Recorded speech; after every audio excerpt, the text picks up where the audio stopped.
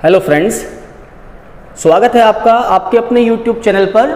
Last topic हम electrochemistry में पढ़ रहे थे, लेक्चर नंबर 6, जिसमें मैंने आपको पढ़ाया था विद्युत अपघट्य और विद्युत अपघटन के बारे में।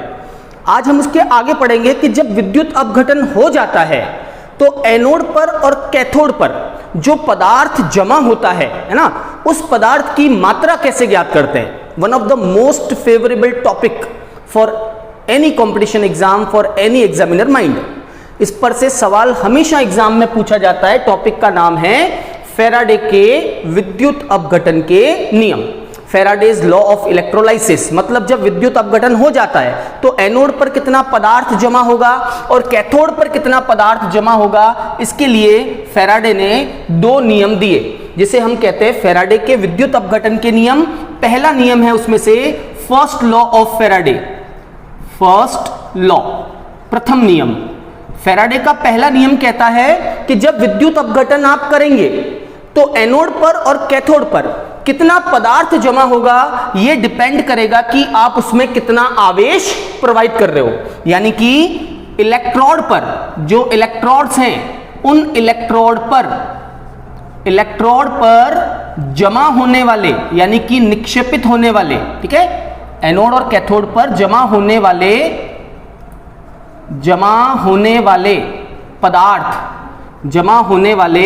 पदार्थ की मात्रा सेल में प्रवाहित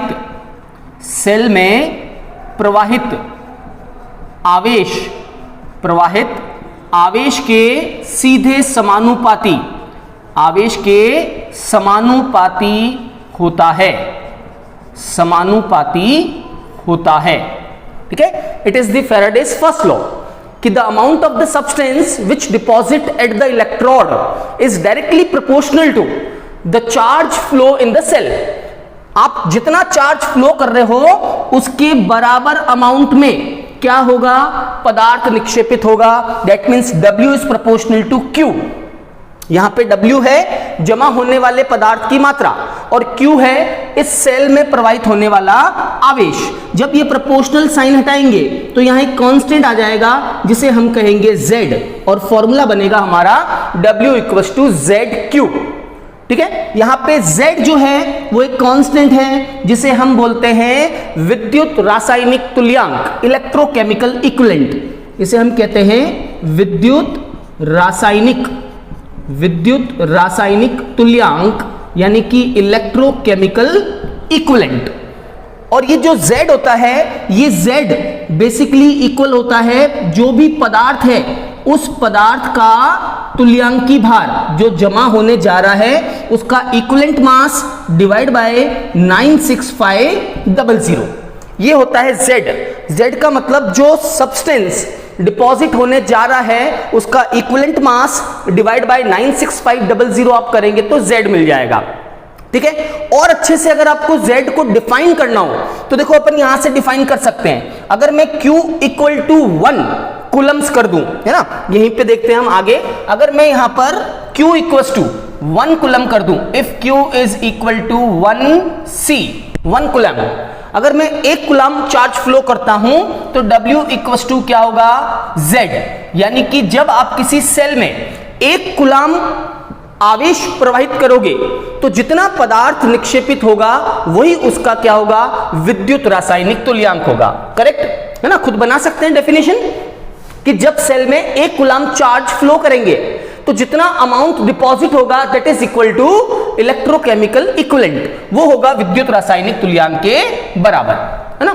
और आगे बढ़ाते हैं इसको। We know that W equals to ZQ and we also know that in physics Q equals to I into T। आवेश क्या होता है, आवेश होता है धारा इंटू समय, है ना। धारा कितने समय तक प्रवाहित हो रही है उनका गुणनफल कहलाता है चार्ज Q। तो मैं इस फॉर्मूले को मॉडिफाई कर सकता हूं, मॉडिफाई करके लिख सकता हूं W इक्वल्स टू ZIT, ठीक है। ये भी एक फॉर्मूला बन सकता है फर्स्ट लॉ का, W equals to ZIT। Q की जगह हमने I इंटू T रख दिया। और आगे भी मैं इसको और एक्सप्लोर कर सकता हूं। W इक्वल्स टू Z की जगह हम क्या रख सकते हैं, द इक्विवेलेंट मास, है ना, equivalent mass of the substance E into I into T divide by 96500। ये जो आंसर आएगा यहां से वो होगा किसमें, ग्राम में। कितना पदार्थ जमा होगा, तो याद रखिएगा formula W equals to EIT upon 96500 gram. दोस्तों इस फॉर्मूले को जब आप काम में लेंगे तो आपके दिमाग में, क्योंकि इलेक्ट्रोकेमिस्ट्री के क्वेश्चंस जो हैं वो डायरेक्टली फॉर्मूले से नहीं होते हैं, है ना, आप साथ में बने रहना, आपको एक एक पॉइंट, एक एक कंसेप्ट क्लियर होगा जिससे आप बिना फॉर्मूले के भी उस सवाल को सॉल्व कर सकते हो। तो ध्यान रखना, इसमें दो बातें इंपॉर्टेंट है। सबसे पहली बात, यहां जो I है ना, I means charge, sorry I means current. जो करंट जो आप फ्लो कर रहे हो वो आपको किस में लेनी है, एम्पियर में, ठीक है। और जो टाइम आपको यहां लेना है, समय, वो आपको हमेशा लेना है किसमें, सेकंड में। चाहे आपको मिनट्स में दे रखा हो, चाहे आपको आवर्स में दे रखा हो, चाहे आपको डेज में दे रखा हो, या आपको पूरे साल का दे रखा हो, है ना, आपको उसको कन्वर्ट करके किस में लेके आना है, सेकंड में लेके आना है। फिर इस फॉर्मूले में वैल्यू पुट करेंगे तब हमको आंसर मिलेगा। दूसरी इंपॉर्टेंट बात जहां स्टूडेंट गलती करते हैं वो क्या है, तुल्यांकी भार, इक्विवेलेंट मास को करेक्टली लेना है आपको। तुल्यांकी भार अगर सही नहीं रखा तो ये पूरा जो है क्वेश्चन जो भी आप करोगे रॉन्ग हो जाएगा। अब स्टूडेंट क्या करते हैं, पूरे पदार्थ का तुल्यांकी भार रख देते हैं। आपको पूरे पदार्थ का तुल्यांकी भार यानी इक्विवेलेंट मास नहीं रखना है, आपको इक्विवेलेंट मास केवल उस स्पीसीज का रखना है जो वहां पे जाकर या तो ऑक्सीडाइज हो रही हो या रिड्यूस हो रही हो। कहने का मतलब है जिसका इलेक्ट्रोलाइसिस हो रहा है, ठीक है। एनोड पर जो जाएगा, कैथोड पर जो जाएगा, उसका आपको तुल्यांकी भार यहां पर इक्विवेलेंट मास रखना है। जैसे मैं आपको एक क्वेश्चन में ये चीज सॉल्व करके बताता हूं कि देखो गलती कहां करते हैं, वहां आपको नहीं करनी है। जैसे आपको एक सवाल बना के दे दिया मैंने, मान लीजिए क्वेश्चन दे दिया आपको कि कैल्शियम कार्बोनेट है, ठीक है, मोल्टन कैल्शियम कार्बोनेट। इस कैल्शियम कार्बोनेट में आपने 10 एम्पियर मतलब कि 10 एम्पियर की करंट को फ्लो किया है 10 मिनट तक। 10 मिनट तक 10 एम्पियर की करंट को फ्लो किया कैल्शियम कार्बोनेट में। Then find how much calcium is deposit at cathode, ठीक है। कैथोड पर जमा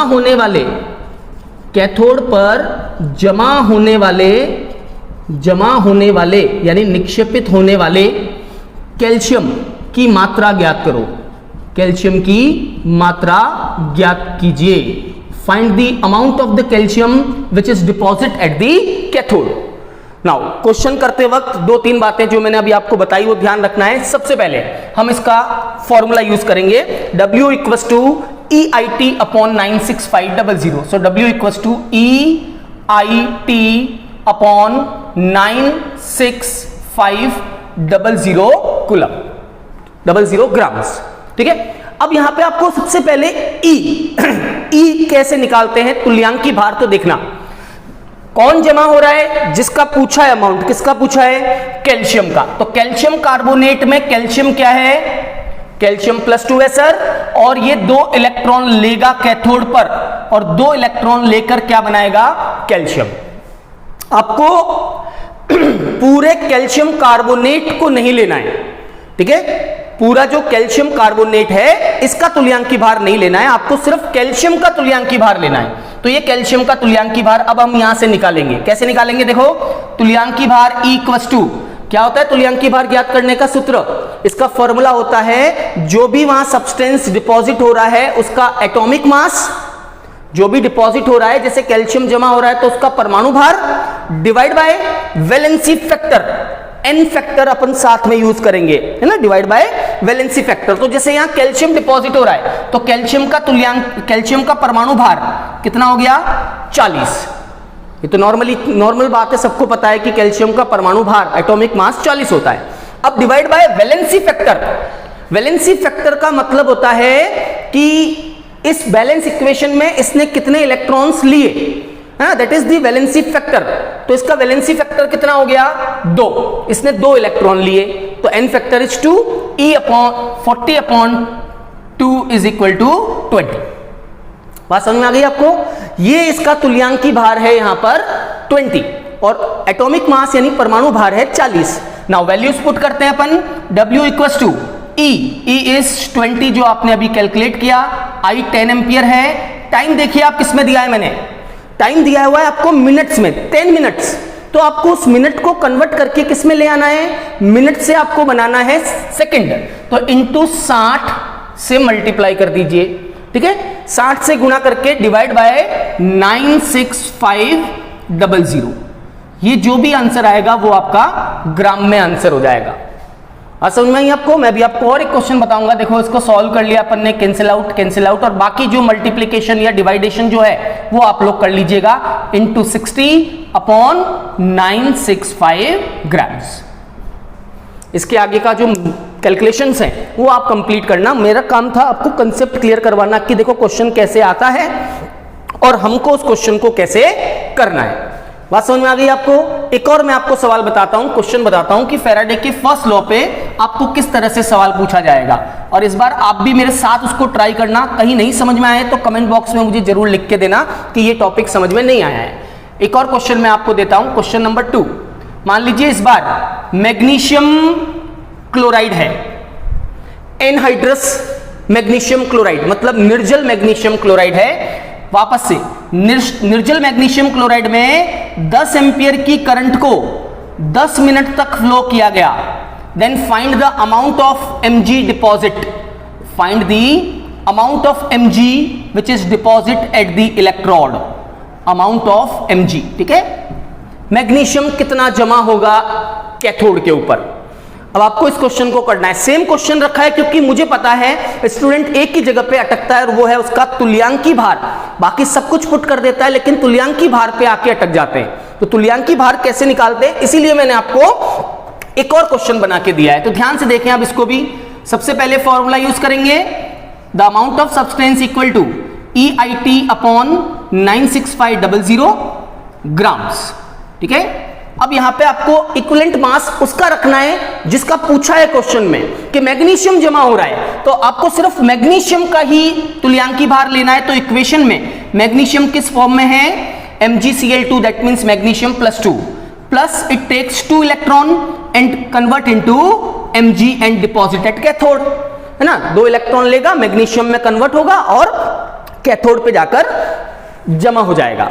अब आप इसके आगे इसको सॉल्व करें।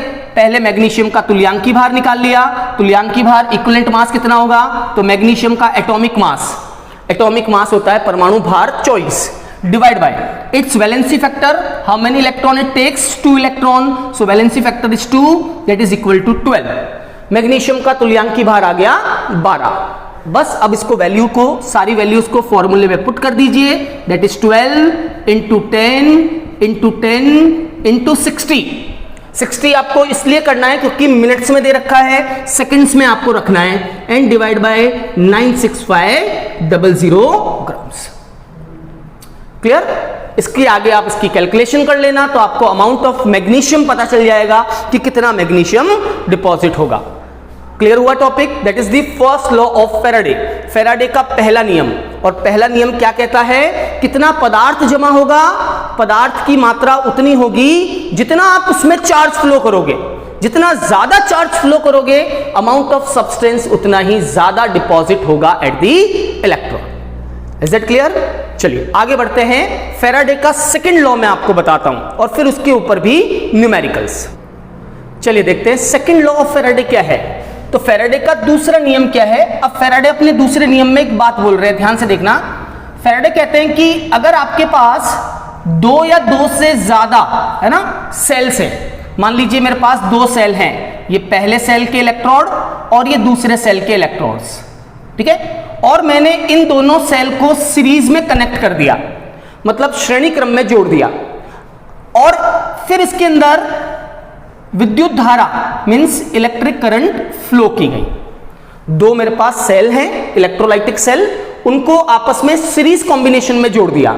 सीरीज में जोड़ने से क्या होता है, जो करंट होती है, धारा, वो समान प्रवाहित होती है। वी नो दैट जो करंट होगी वो सेम होती है इन सीरीज कॉम्बिनेशन। तो श्रेणी क्रम में जोड़कर 2 सेल के अंदर धारा प्रवाहित की। तो फैराडे ने क्या कहा कि जो इलेक्ट्रोड्स हैं, ये इन इलेक्ट्रोड्स के ऊपर जो सब्सटेंस डिपॉजिट होंगे, ठीक है, इलेक्ट्रोड पर जो सब्सटेंस डिपॉजिट होंगे उनका जो अमाउंट है वो उन सब्सटेंस के तुल्यांकी भार के बराबर होता है। पहले मैं लिख देता हूं, फिर मैं आपको बताता हूं कि और ज्यादा अपन इसमें क्या फॉर्मूला यूज कर सकते हैं। देखो कि अगर हम क्या करें, दो या दो या दो से अधिक सेल को, ठीक है, श्रेणी क्रम, सीरीज कॉम्बिनेशन, श्रेणी क्रम में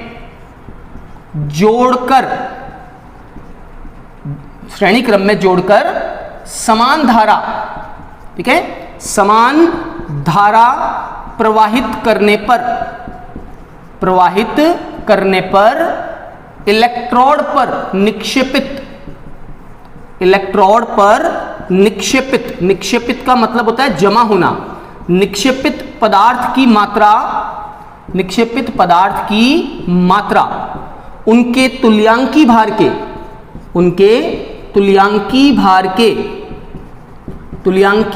के बराबर होती है, ठीक है। When the two or more than two cells are connected in the series combination, then the amount of the substance deposit at the electrode is equal to their equivalent mass. उनके तुल्यांकी भारों के बराबर होती है। जैसे ये दो सेलों को मैंने सीरीज कॉम्बिनेशन में जोड़ा है, तो फैराडे बोलते हैं कि जो पहला सेल है उसमें जो इलेक्ट्रोड है, मान लीजिए उस पर W1 सब्सटेंस या W1 जो है पदार्थ जमा हुआ इसके ऊपर W1, और मान लीजिए इसके ऊपर जमा हुआ W2, amount of substance deposit हो रहा है W1 W2। तो फैराडे कहते हैं कि W1 upon W2 is equal to क्या होगा, E1 अपॉन E2, मतलब उनके तुल्यांकी भारों के बराबर अमाउंट में पदार्थ निक्षेपित होता है। अगर हम दो सेल को क्या करते हैं, सीरीज कॉम्बिनेशन में कनेक्ट करते हैं, तो कितना पदार्थ जमा होगा, जितना उनका क्या है, तुल्यांकी भार है। मैं इसको और आगे भी लिख सकता हूं, वी नो दैट E है ना, हम जानते हैं भाई E किसके बराबर होता है, E is Z is equal to E upon 96500, है ना। तो हम यूं भी बोल सकते हैं कि E is proportional to Z। तो मैं इस फॉर्मूले को और आगे भी लिख सकता हूं, कैसे लिख सकता हूं, देखो W1 upon W2 is equal to E1 upon E2 और is equal to Z1 upon Z2। That is the mathematical expression for the second law of Faraday. ये फैराडे के दूसरे नियम का गणितीय रूप है। बात समझ में आई। तो पहला नियम तो क्या था, जितना आवेश प्रवाहित करोगे उतना पदार्थ जमा होगा, डायरेक्टली प्रोपोर्शनल। दूसरा नियम भी सेम ही है, अगर दो सेल को सीरीज कॉम्बिनेशन में कनेक्ट करके अपन उसमें धारा प्रवाहित करते हैं तो कितना पदार्थ जमा होगा, जितना उनका क्या है, तुल्यांकी भार है। मान लीजिए अगर ये जिंक का होता तो अमाउंट ऑफ जिंक, ये कॉपर का होता amount of copper is equal to zinc का तुल्यांकी भार और यहां पर कॉपर का तुल्यांकी भार। बात समझ में आई। अब इस लॉ पे अगर आपको कोई क्वेश्चन करना है तो देखो कैसे करना है, उससे पहले आपको एक डेफिनेशन क्लियर करनी है, और वो डेफिनेशन क्या है तो ध्यान से सुनना, ठीक है। एक मोल इलेक्ट्रॉन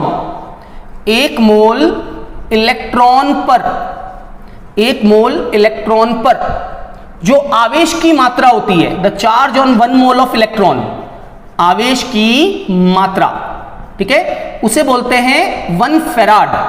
1 फेराड कहते हैं। 1 फेराड की मैंने आपको डेफिनेशन बताई है, डायरेक्ट आती है बोर्ड एग्जाम में।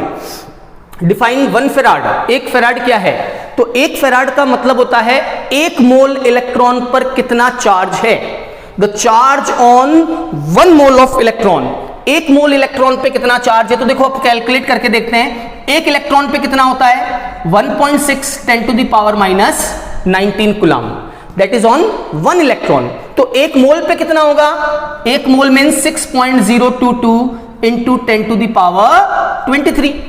भाई अगर आपको मोल में कन्वर्ट करना है तो एवोगैड्रो नंबर से मल्टीप्लाई कर दिया, ये हो गए 1 मोल इलेक्ट्रॉन पर चार्ज।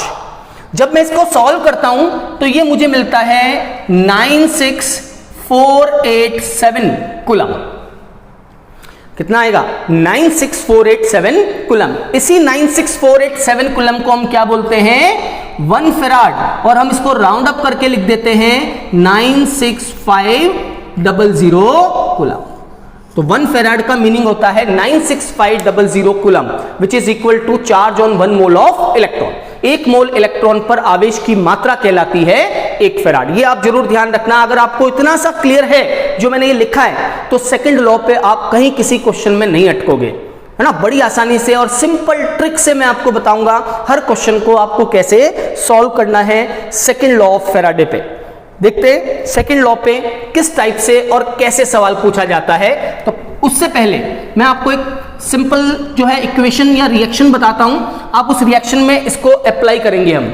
मान लीजिए एक अभिक्रिया है जिसमें एल्यूमिनियम +3 3 इलेक्ट्रॉन ले रहा है और एल्यूमिनियम में कन्वर्ट हो रहा है।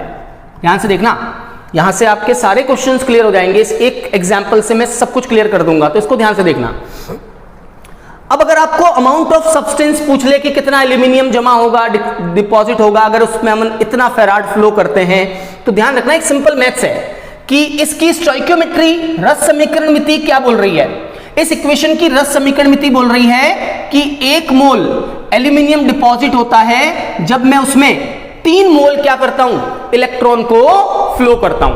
जब 3 मोल इलेक्ट्रॉन फ्लो करेंगे तो 1 मोल एल्यूमिनियम डिपॉजिट होगा। इसका मतलब क्या हुआ 3 मोल का, तो हम कहेंगे सर 1 मोल का मतलब होता है 1 फेराड, तो 3 मोल्स का मतलब क्या हो गया 3 फेराड, करेक्ट।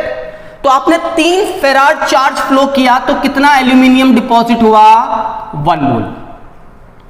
यह काम आपको करना है जब आप फेराडे के सेकंड लॉ पे कोई भी क्वेश्चन करो, आप उसकी इक्वेशन ऐसे बना के रख लेना और उसके बाद में एक सिंपल मैथ्स है। अगर अब आपको पूछ लिया कि एल्यूमिनियम का आधा मोल डिपॉजिट करना है तो कितना फेराड चाहिएगा, देख लो आप इससे कर सकते हो भाई। 1 मोल के लिए 3 फेराड, तो अगर मैं आधा मोल डिपॉजिट करना चाहूं तो मुझे कितना फेराड फ्लो करना पड़ेगा, आधा, यानी कि 1.5 फेराड, है ना। अमाउंट भी निकाल सकते हो आप, कैसे निकाल सकते हो देखो, और ध्यान रखना इसको भी, किसी भी पदार्थ के 1 मोल का भार कितना होता है, तो ये ध्यान रखना कि 1 मोल का मतलब होता है उसके परमाणु भार या उसके अणुभार के बराबर। किसी भी पदार्थ का 1 मोल मींस उसका एटॉमिक मास या उसका मॉलिक्यूलर मास। तो देखो 1 मोल ऑफ एल्यूमिनियम, तो एल्यूमिनियम का परमाणु भार कितना होता है 27, है ना। एल्यूमिनियम का परमाणु भार होता है 27, तो 1 मोल एल्यूमिनियम का मतलब क्या हुआ, 1 मोल एल्यूमिनियम का मतलब हुआ 27 ग्राम ऑफ एल्यूमिनियम। जब आप उसमें कितना चार्ज फ्लो कर रहे हो 3 फेराड, तो जब आप उसमें 3 फेराड फ्लो करोगे तो 27 ग्राम डिपॉजिट होगा। अब आपको बोल दिया कि अगर इसमें मैं 1 फेराड फ्लो करूंगा तो कितना एल्यूमिनियम डिपॉजिट होगा। सिंपल मैथ्स है ना कि 2 पेंसिल 10 रुपए की है तो 1 पेंसिल का जो प्राइस है वो कितना होगा, सेम वही है कि अगर 27 ग्राम को डिपॉजिट करने के लिए 3 फेराड रिक्वायर्ड है तो 1 फेराड फ्लो करूंगा तो कितना होगा 27/3, एंड 27/3 मींस 9 ग्राम्स डिपॉजिट होगा एल्यूमिनियम का। और आगे भी कर सकते हो आप इसको। We know that what is meaning of 1 farad, 1 farad means 96500 coulomb. तो जब आप 96500 कूलम फ्लो कर रहे हो तो कितना ग्राम एल्यूमिनियम डिपॉजिट हो रहा है 9 ग्राम, है ना। 1 farad means 96500 coulomb, that is equal to 9 gram. तो अगर मैं 1 कूलम फ्लो करूंगा तो कितना डिपॉजिट होगा, 1 कूलम पे कितना होगा 9/96500 ग्राम। सही है, देख लीजिए एकदम स्टोइकियोमेट्री को पकड़ के रखना है, कहीं नहीं हिलना है उसमें से आपको। 1 कूलम अगर फ्लो करूंगा तो 9/96500, और अगर मैं 965 कूलम फ्लो करूं तो कितना एल्यूमिनियम डिपॉजिट होगा। तो आप कह रहे हो सर 1 कूलम से अगर इतना हो रहा है तो 965 से कितना होगा, अभी 1 पेंसिल 2 रुपए की है तो 10 पेंसिल कितने की होगी, तो मल्टीप्लाई करते हैं हम, यानी कि 9/96500, ये तो 1 कूलम से हो गया। 965 से कितना होगा, तो इंटू 965 कैंसिल आउट हो गया, 9/100 that is equal to 0.9 grams. हाँ समझ में आई। तो आपको एकदम इजीएस्ट वे में इस तरीके से कोई भी क्वेश्चन की सबसे पहले क्या लिखनी है, सबसे पहले आपको लिखनी है उसकी स्टोइकियोमेट्री, ठीक है, स्टोइकियोमेट्रिक इक्वेशन, उसकी रस समीकरण मिति समीकरण लिखनी है, कंप्लीट बैलेंस्ड इक्वेशन। फिर उसके बाद में आप चाहे जो उस इक्वेशन के साथ में कर सकते हो। जैसे मैं आपको एक क्वेश्चन बताता हूं, उसको हम ट्राई करेंगे। मान लीजिए आपको एक सवाल बना के दिया है कि एनहाइड्रस मैग्नीशियम क्लोराइड है या मैग्नीशियम सल्फेट है या कैल्शियम कार्बोनेट ले लेते हैं, चलो निर्जल CaCO3 कैल्शियम कार्बोनेट है। कैल्शियम कार्बोनेट में अगर 0.5 फेराड चार्ज फ्लो किया जाए, चार्ज प्रवाहित किया जाए, ठीक है, प्रवाहित किया जाए तो कितना कैल्शियम, कितना Ca निक्षेपित होगा, how much calcium is deposit when 0.5 farad charge flow in the anhydrous calcium carbonate. Anhydrous calcium carbonate में आपने 0.5 farad चार्ज फ्लो किया है, तो सबसे पहले क्या करेंगे हम, इसकी बैलेंस इक्वेशन बनाएंगे। किसको जमा करना है आपको, कैल्शियम को। तो सबसे पहले कैल्शियम की एक बैलेंस इक्वेशन बन जाएगी Ca+2 electron and convert into Ca, calcium, ठीक है। अब आप यहां से इसकी स्टोइकियोमेट्री सेट करिएगा। इसका मीनिंग हो गया 1 मोल कैल्शियम डिपॉजिट होगा जब आप उसमें 2 मोल्स इलेक्ट्रॉन फ्लो करेंगे। 2 मोल electron will gives 1 mole of calcium. Now 2 moles of electron का मतलब क्या हुआ, 2 farad चार्ज फ्लो करेंगे तो 2 farad चार्ज फ्लो करेंगे तो 1 मोल कैल्शियम डिपॉजिट होगा। यही मतलब हुआ इसका। 2 मोल electron means 2 farad of electron. आगे देखें, अगर मैं 2 farad फ्लो कर रहा हूं तो कितना ग्राम हुआ, कैल्शियम का एटॉमिक मास कितना होता है, 40 ग्राम, है ना। 1 मोल मींस उसका जितना एटॉमिक मास है, तो 40 ग्राम कैल्शियम डिपॉजिट हो रहा है।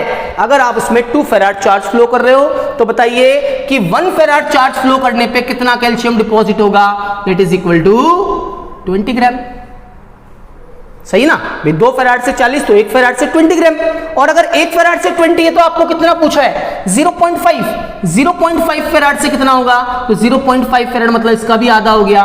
कितना कैल्शियम डिपॉजिट होगा, 10 ग्राम।